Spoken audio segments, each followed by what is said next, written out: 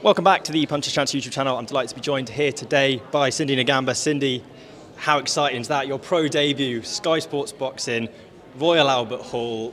What more could you ask for, really? Man, it's going to be an amazing now on the 7th of March, and to be able to fight on that card is historical. Another amazing female show happening that I'm excited, and for me, even more better for me to have my debut on it, to have known these Lauren Price and Natasha Jonas for many years, and shared the ring with shared the ring with many rounds with all of them. I'm excited, man, and I'm excited for my debut too, and what more better for it to be in the Albert Hall.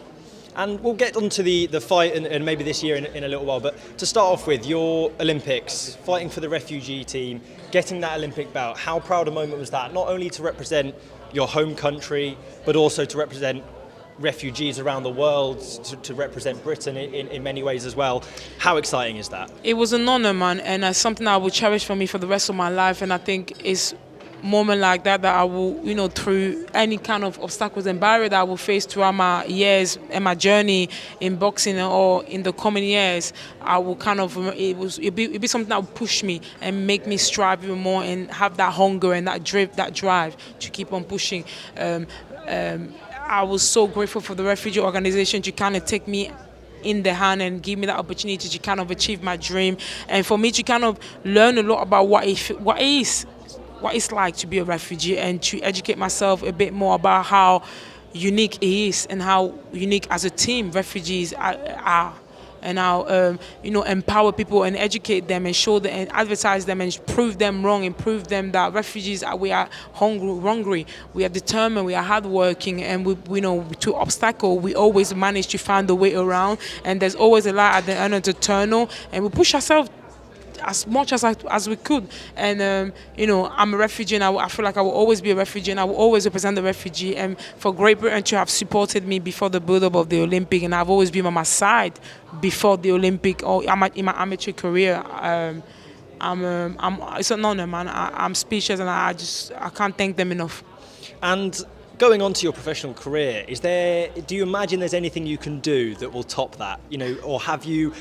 I'm not saying you won't have a wonderful career, but does it get any better than that, really? Nah, man, listen, at the beginning when I first started boxing, my main goal was to go to Olympic and win a medal for myself, because not anyone can win a medal at the Olympic, and not anyone can qualify for the Olympic. Let me just say that qualifying is the most hardest thing ever. The Olympic is kind of like a present, go out there and show the world what you're capable of, and just keep on continuing what you're doing. And that's what I did. I went to Olympic and I got myself a bronze medal, not only for myself, not only for Great Britain, but to be the first ever refugees out there.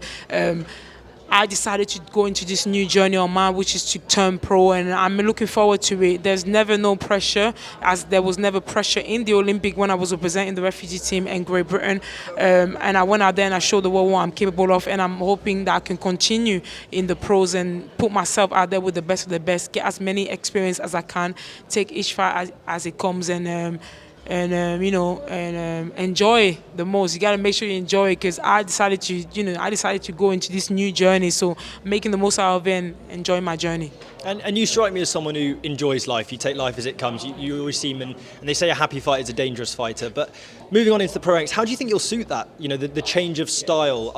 Do you really think that's going to suit you more than the amateur game, or is it something you need to learn and feel out first? Not at all, man. I think I've always had an amateur and a pro style. A lot of people that have watched me then automatically always knew that I should turn pro. But obviously, I told people that that's not my main focus at the moment. My main focus was the Olympic and get a medal at the Olympic. Now that I've achieved that dream of mine and that journey of mine, I'm entering this new journey that I feel like I've been in it for many years. I've shared the ring I've shared many rounds, and the ring I've shared many rounds in the ring with Natasha Jonas, Lauren Price, Savannah Marshall, and Chantal Cameron, Sandy Ryan. I can see your name same, and I've learned a lot from all of them. Let me just say that, and I feel like it's time for me to go out there and take all that experience and challenge myself, and also keep on getting more experience. Life is, we're living in a world where, forget about boxing, where every day is a learning day. So I'm always open to learning, and I'm always open to challenges.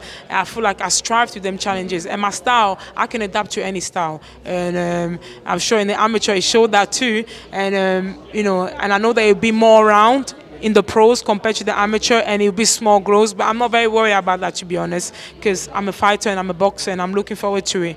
And then behind you there, Natasha Jonas on the poster, the first ever British female to qualify for the Olympics. Lauren Price made her debut on that, Savannah Marshall, Clarissa Shields main event. And then, you know, the likes of yourself, Fran Hennessy, there's fighters all up and down this card from different points of their career, but ultimately working at the same goal of putting on an unbelievable show that represents what women's boxing and female boxing has become over the last few years. How proud a moment is that? That's what we're trying to do, man. That's what we're trying to do. All of us female out there that have achieving so many things in life and in boxing and, you know, are striving. We're trying to advertise female boxing and make it even more popular, and for people to kind of take the time to kind of acknowledge that we are fighters and we have skills and we have goals and we, you know, we're hungry. We have that ruthless. We have that momentum of every fighter do, you know. And we are fighters at the end of the day. We don't want to be classed as female fighters. We want to be classed as fighters, as boxers.